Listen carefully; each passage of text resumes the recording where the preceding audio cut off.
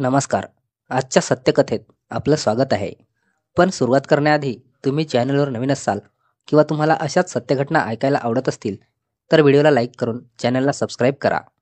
समाजाच्या रुजलेल्या विचारधारेत स्त्रीला नेहमीच एका विशिष्ट चौकटीत बसवले गेले. ती जन्माला येते, मोठी होते आणि नंतर विवाह करून पतीच्या घरात जाते. हीच तिची नियती मानली जाते. तिने स्वतःच्या इच्छांना, स्वप्नांना आणि भावनांना बाजूला ठेवून केवळ कुटुंबासाठी जगावं अशीच अपेक्षा केली जाते. पण स्त्री ही केवळ पत्नी, सून किंवा आई नसून एक स्वतंत्र व्यक्ती आहे. तिलाही स्वतःचं एक अस्तित्व आहे, निर्णय घेण्याचा अधिकार आहे आणि तिच्या जीवनाला तितकीच किंमत आहे जितकी समाज इतरांना देतो. परंतु दुर्दैवाने आजही अनेक ठिकाणी महिलांना केवळ मूल जन्माला घालणाऱ्या म्हणून पाहिलं जातं. विशेषतः मुलगी जन्माला घातल्यावर स्त्रीला कमी लेखलं जातं, तिच्यावर अन्याय केला जातो. या मानसिकतेमुळे अनेक महिलांना अपमान, छळ आणि वेदना सहन कराव्या लागतात. काही जणींना तर जगण्याची आशाच संपल्यासारखं वाटते. ही कथा आहे अशाच एका स्त्रीची, स्वातीची. ती एक सुशिक्षित, निरागस, स्वप्नाळू मुलगी होती, जिचं आयुष्य एका चुकीच्या मानसिकतेमुळे अंधारात गडप झालं. जर समाजाने वेळेवर तिला पाठिंबा दिला असता, तिने स्वतःच्या हक्कासाठी आवाज उठवला असता, तर कदाचित तिचं आयुष्य वेगळं असतं. गावात लहानपणापासून स्वप्न पाहणारी, शिकून मोठं होण्याची इच्छा बाळगणारी स्वाती नावाची मुलगी तिच्या लग्नानंतर एका वेगळ्याच वास्तवाला समोर गेली. स्वाती हसरी, आनंदी आणि निरागस होती. तिच्या मनात अनेक स्वप्न होती. मोठं शिक्षण घ्यायचं, आत्मनिर्भर व्हायचं आणि आपल्या आयुष्याला स्वतःच्या कष्टाने आकार द्यायचा. पण नियतीने तिच्या वाट्याला वेगळेच कठीण प्रसंग आणले. स्वातीचं लग्न अमोल नावाच्या तरुणाशी झालं. सुरुवातीला सगळं सुरळीत होतं. नवऱ्याचा खूप प्रेमळ स्वभाव वाटायचा. तो तिला प्रत्येक बाबतीत आधार द्यायचा. सासरच्या लोकांनीही तिला सुरुवातीला आनंदाने स्वीकारले. पण हे सुख काही दिवसाचं होतं. काही महिन्यातच स्वातीच्या आयुष्यात अंधार दाटून आला. स्वाती गरोदर राहिली आणि घरच्यांना मोठ्या अपेक्षा होत्या. घरात वारस हवा होता, पण नियतीला काही वेगळंच मान्य होतं. स्वातीने एका गोंडस मुलीला जन्म दिला आणि सासरच्या लोकांचे चेहरे एकदम उतरले. सासू सासऱ्यांनी तिच्याकडे नापसंतीच्या नजरेनं पाहिलं. त्यांच्या दृष्टिकोनात ही मुलगी म्हणजे अपशकुन होती. मुलगी जन्माला घालून काही उपयोग नाही असे शब्द रोज कानावर पडू लागले. सासरच्या लोकांनी तिला बोल लावायला सुरुवात केली. तिच्याकडे लक्ष देणं कमी झालं.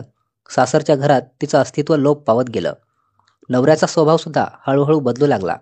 अमोल सुरुवातीला जरी प्रेमळ असला तरी आता त्याला स्वातीची किंमत उरली नव्हती. तो तिला सतत टोमणे मारायचा, तिच्यावर हात उचलायचा. कधी गालावर, कधी पाठीत, कधी पोटावर. सासरच्या लोकांच्या तिरस्कारासोबत तिला आता नवऱ्याच्या मारहाणीचा त्रास सुद्धा सहन करावा लागत होता. तिच्या नशिबी आणखी हाल अपेष्टा होत्या. धीर राजू देखील तिला टोचून बोलायचा. तिला सतत वाईट वाटणारे शब्द ऐकावे लागायचे. तिला वाटायचं की आईवडिलाकडे परत जावं, पण माहेरी जाण्याची परवानगी नव्हती. 2 वर्षांनी स्वाती पुन्हा गरोदर राहिली. तिने देवाकडे एकच प्रार्थना केली, देवा यावेळी मुलगाच होऊ दे. पण नियतीने पुन्हा तिची परीक्षा घेतली. तिला दुसरीही मुलगी झाली.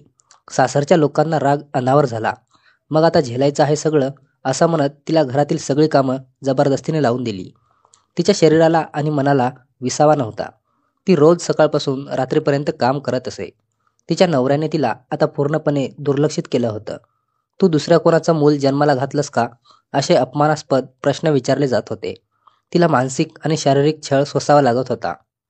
ती मानसिक तणावाखाली होती. तिच्या डोळ्यासमोर तिच्या 2 निष्पाप मुली होत्या. तिचं मन थरथरत होतं. मी नाही राहिले तर त्यांचं काय होईल हा विचार तिला सतावत होता. पण दुसरीकडे रोजचा छळ आणि अपमान यामुळे तिची जिद्द तुटली होती. शुक्रवार होता. सकाळपासून घरात विचित्र वातावरण होतं. तिने नवऱ्याला विचारलं, मी काही दिवस माहेरी जाऊ शकते का? अमोलनं संतापून तिला शिवीगाळ केली. आमच्या घरात राहायचं असेल तर आमच्या नियमांप्रमाणे राहा, नाहीतर इथून चालती हो. सासऱ्यानेही तिला तुच्छ बोलून सुनावले. ती मनाने कोसळली. आता जगण्याची उमेद संपली होती. रात्री ती एकटीच बसली होती. डोळ्यातून अश्रू वाहत होते.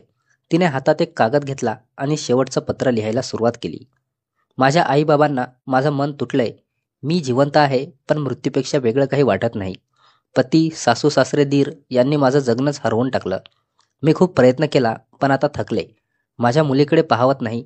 मी त्यांची अपराधी आहे. तिने त्या पत्रावर शेवटचा श्वास घेतला. त्या रात्री तिने एका कोपऱ्यात पडलेली दोरी उचलली, लोखंडी अँगलला ती टांगली, शेवटच्या नजरेनं मुलींना पाहिलं आणि आपल्या आयुष्याचा शेवट केला. सकाळी घरात हाहाकार माजला. शेजाऱ्यांनी पोलिसांना बोलावलं.